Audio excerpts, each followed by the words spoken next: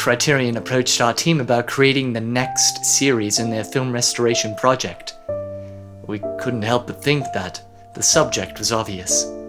Director Raja Gosnell had created a series of classic, comforting films. We felt, as a team, that the essential Gosnell was essential for audiences everywhere. Scooby-Doo 2 Monsters Unleashed was the essential of the essential Gosnells, having heart, laughter, all the essentials to make the perfect childhood classic.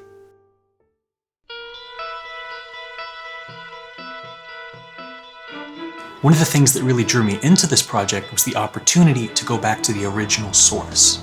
This restoration is based entirely in the first edition VHS of Scooby-Doo 2 Monsters Unleashed. In order to fully realize Gosnell's vision, we're scanning the VHS at a full 16K resolution. And I gotta tell you, it's not easy. Sometimes a project like this is a little bit too much for our equipment. But it's okay, because we have a lot of VHS copies of Scooby-Doo 2 Monsters Unleashed, graciously donated by film fans everywhere. Another exciting thing about this project is that it's all open source. Here at Criterion, we believe in the power of community, especially the film community. Finding new ways to use the technology that we share online is a really exciting process. We've been unlocking some of the finer details of the film through this new software that we found, called Wax. In using Wax, we found all sorts of new effects that can really bring the fine details of this film to light. One of the greatest joys about working on Scooby-Doo 2 Monsters Unleashed was being able to look back at its previous incarnation. One scene in particular stood out to our team.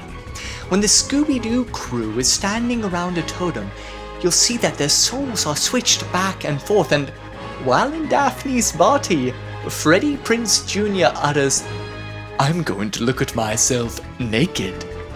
The entire team couldn't help but find this line to be utter perfection. We felt that we had to honor that scene and honor that laughter. So in addition to Scooby-Doo 2 Monsters Unleashed, we are lifting that scene from the original Scooby-Doo and restoring it to its full potential. Yeah, we definitely wanted to keep that scene.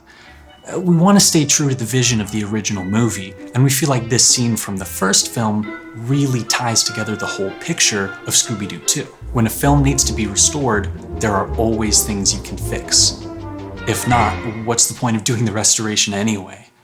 A man can't drink from the same river twice.